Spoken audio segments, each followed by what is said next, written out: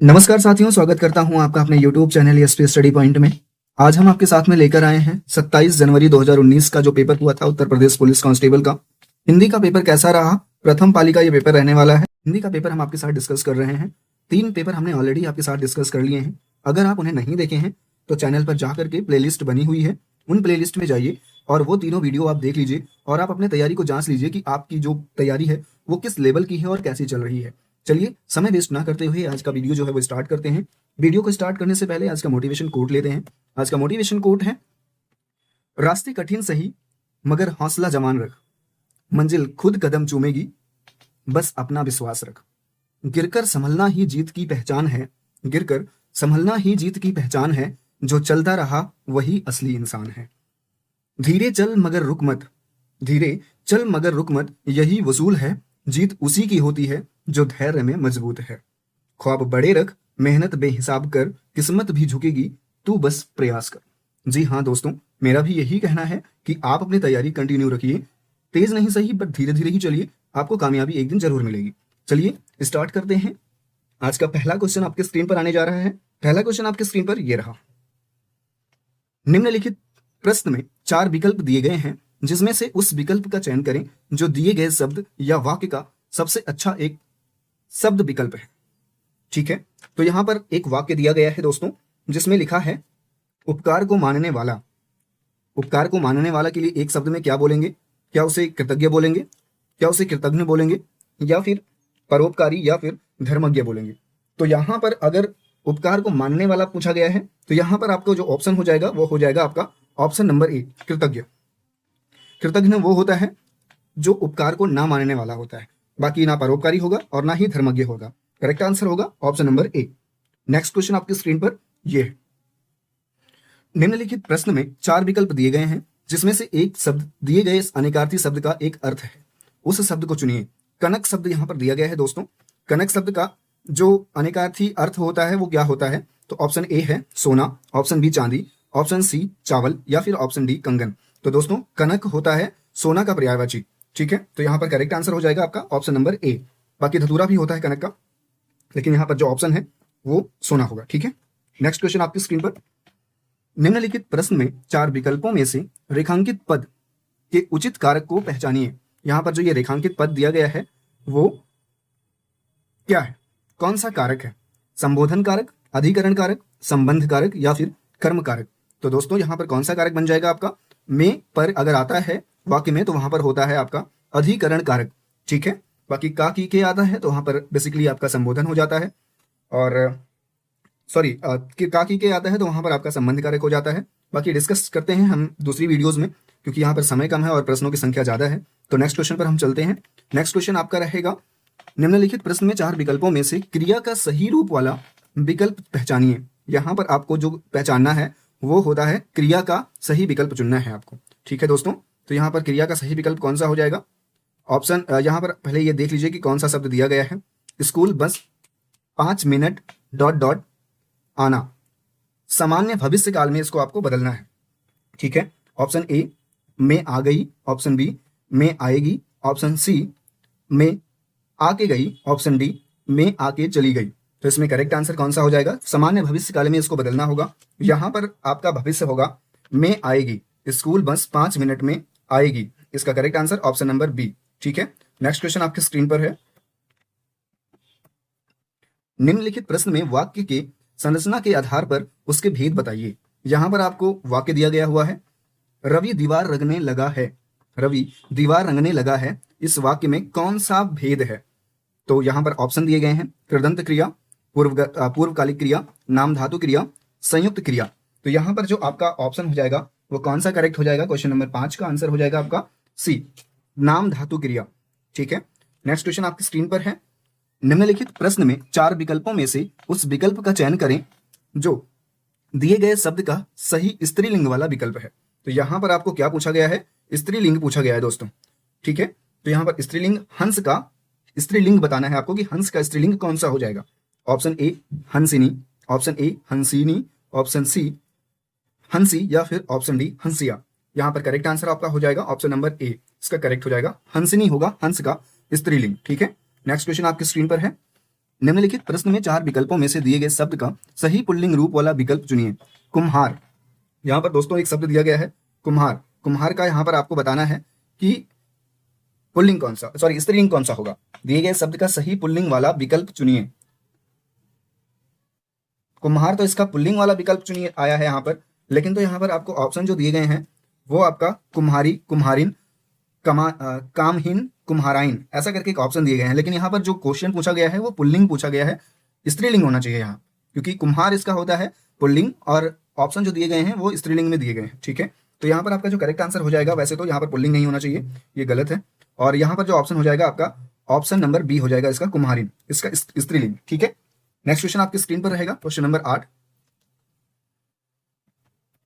नीचे दिए गए शब्द का सही बहुवचन रूप वाला विकल्प पहचानिए।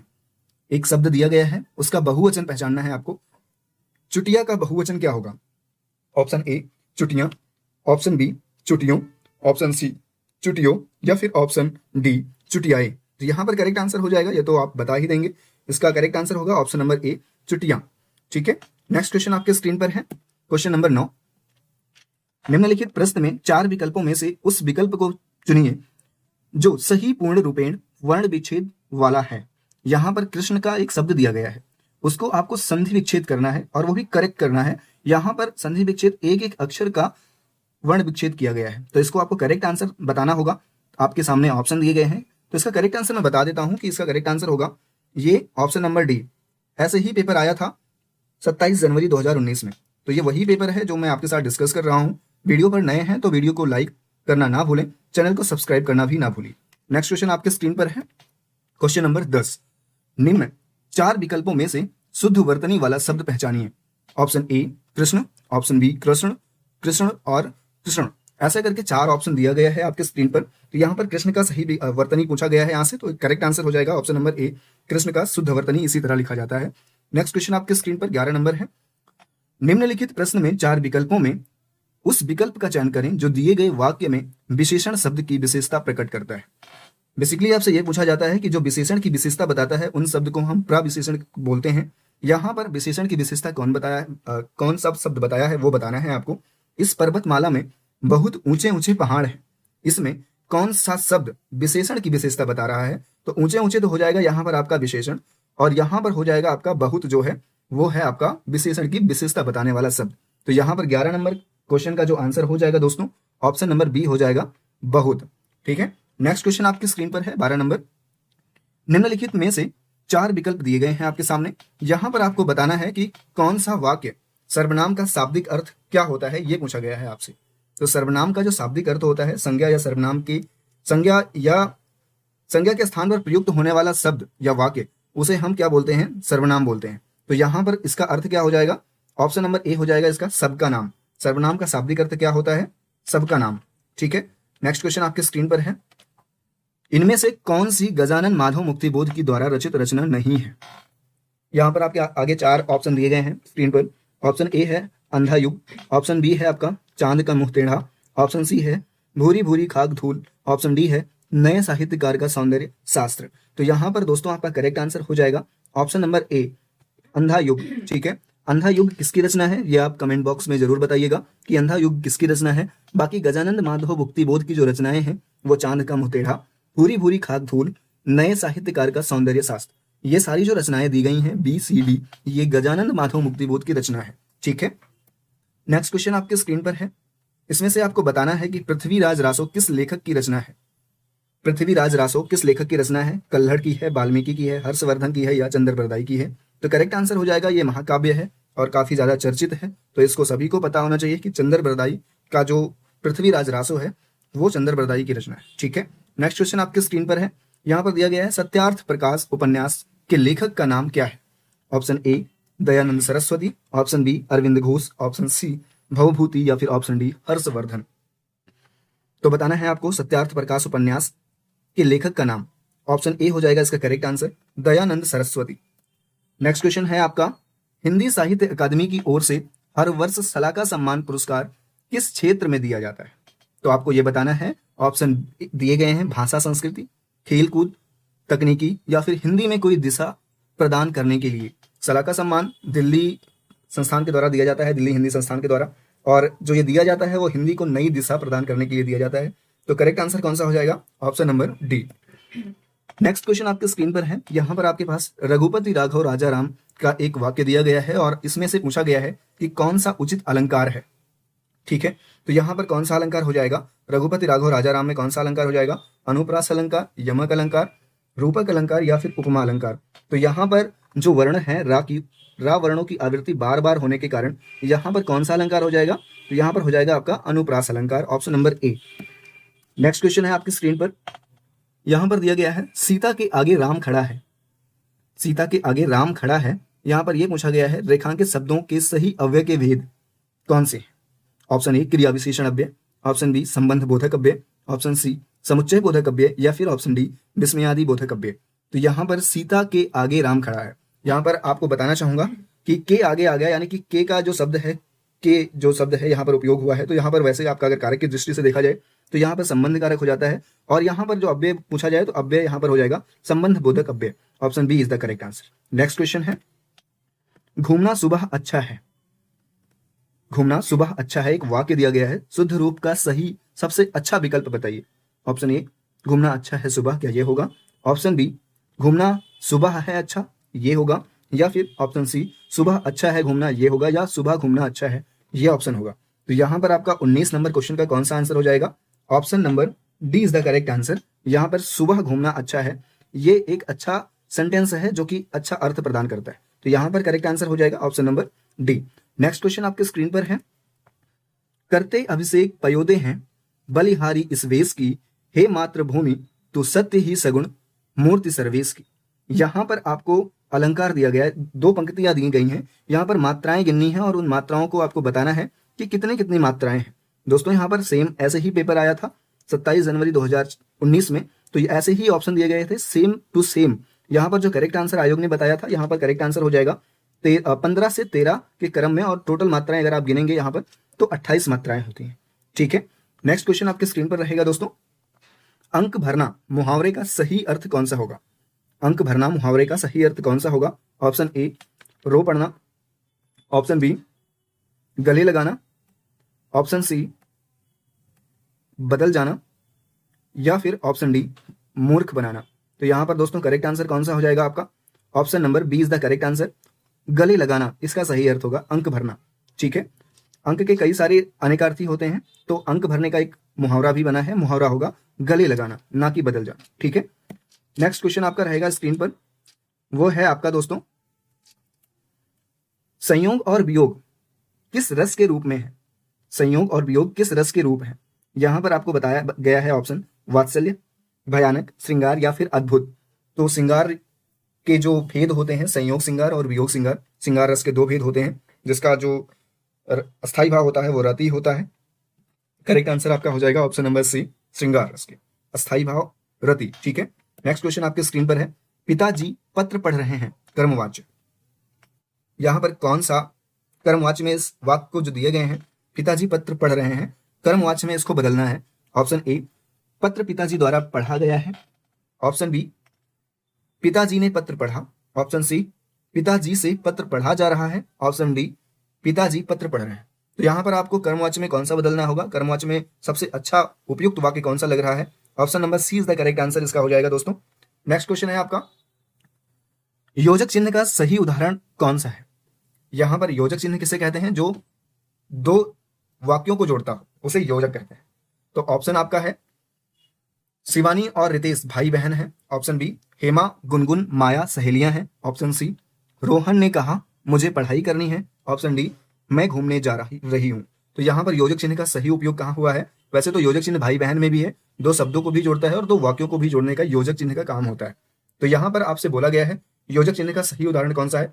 तो वैसे आयोग ने इसको जो मानना था आंसर होगा इसका सी। वैसे भाई बहन में भी योजक चिन्ह का उपयोग हुआ है, लेकिन यहां पर इसलिए माना गया है इसको क्योंकि यहां पर दोस्तों आपका 2 वाक्यों को जोड़ रहा है। रोहन ने कहा मुझे पढ़ाई करनी है, आयोग ने यही माना था, लेकिन मेरे अकॉर्डिंगली यहां पर भाई बहन ज्यादा सुटेबल होगा।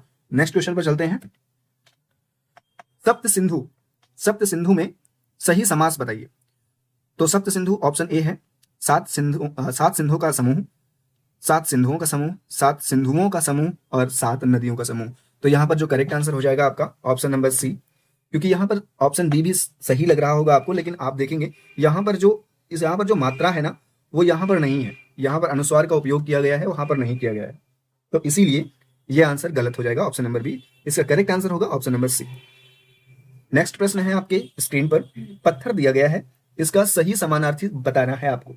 यहाँ पर पत्थर का जो समानार्थी है यानी पर्यायवाची पूछा गया है आपसे, तो पाषाण होगा, गिरी होगा, नवजर होगा या फिर निर्भय होगा। यहाँ पर कौन सा हो जाएगा? ऑप्शन ए हो जाएगा करेक्ट, पाषाण होता है पत्थर का पर्यायवाची। ठीक है, नेक्स्ट क्वेश्चन है आपकी स्क्रीन पर, उपसर्ग से बना शब्द नहीं है। ऑप्शन ए पुनर्जन्म, ऑप्शन बी कुधर्म, ऑप्शन सी आजीवन, ऑप्शन डी दिखावा। तो यहाँ पर करेक्ट आंसर हो जाएगा दोस्तों आपका दिखावा। दिखावा में आवा प्रत्यय है ना कि उपसर्ग है। बाकी अगर आप देखेंगे कि पुनर्जन्म में पुनः धन जन्म, कुधर्म में कुधन धर्म और आजीवन में आधन जीवन लगा हुआ है, तो उपसर्ग सारे में लगे हुए हैं, लेकिन अगर देखा जाए ऑप्शन डी दिखावा में आवा प्रत्यय लगा हुआ है ना कि उपसर्ग। नेक्स्ट प्रश्न है आपकी स्क्रीन पर, स्वार्थ, परमार्थ। यहाँ पर क्या पूछा गया है? स्वार्थ का विलोम। स्वार्थ का विलोम कौन सा होगा? परमार्थ, निस्वार्थ, विवाद या फिर वरिष्ठ। तो यहाँ पर कौन सा ऑप्शन करेक्ट हो जाएगा? स्वार्थ का होगा निस्वार्थ। ठीक है, नेक्स्ट, निम्नलिखित प्रश्न में 4 विकल्पों में से उस विकल्प का चयन करें जो प्रत्यय से बना हुआ है। तो यहाँ पर आपका 29 नंबर क्वेश्चन आपके स्क्रीन पर है। 3 शब्द दिए गए हैं, इंसान, मदद, जादूगर या फिर समझ। तो क्वेश्चन देखने में भी लग रहा है कि योग रूढ़ नहीं है, जादूगर जादू धन घर से बना हुआ है और इसमें कौन सा प्रत्यय है? गर्भ प्रत्यय यहाँ पर लगा हुआ है, तो करेक्ट आंसर हो जाएगा ऑप्शन नंबर सी। नेक्स्ट प्रश्न है, अत्यधिक का संधि विच्छेद करना है आपको। यहाँ पर ऑप्शन दिए गए हैं, आधन अत्यधिक, अतिधन अधिक या फिर अत्यधन अधिक या फिर अतधन अधिक। तो करेक्ट आंसर हो जाएगा ऑप्शन नंबर बी, अतिधन अधिक। इसका करेक्ट आंसर हो जाएगा ऑप्शन नंबर बी।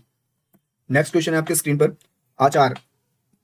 एक शब्द दिया गया है आचार, जिसमें से आपको यह बताना है कि सबसे उचित समासिक युग्म पद है। आचार मतलब होता है खाने की वस्तु या विचार या फिर चाल चलन या फिर अनादर। तो यहाँ पर आपको दिया गया है सुटेबल जो आंसर हो जाएगा चाल चलन, ऑप्शन सी। नेक्स्ट, दुविधा। निम्नलिखित प्रश्न में 4 विकल्पों में से ये शब्द दिया गया है दुविधा, जिसमें से सही समान अर्थ वाला शब्द आपको बताना है। तो दुविधा का मतलब क्या होता है? धर्म संकट होता है या फिर यथातथ्य होता है या फिर विस्तृत होता है या फिर होनहार होता है। तो दुविधा का मतलब होता है धर्म संकट, दुविधा में पड़ जाना, धर्म संकट में पड़ जाना। तो यहाँ पर करेक्ट आंसर हो जाएगा option number A. Thank you so much guys video को देखने के लिए, और अगर आप चैनल पर नए हैं तो चैनल को सब्सक्राइब कर लें और लाइक कर दीजिए वीडियो को, और इसको शेयर करना ना भूलें और हमें भी सपोर्ट करें। मिलते हैं नेक्स्ट वीडियो में, तब तक के लिए लेते हैं विदा। जय हिंद, जय भारत।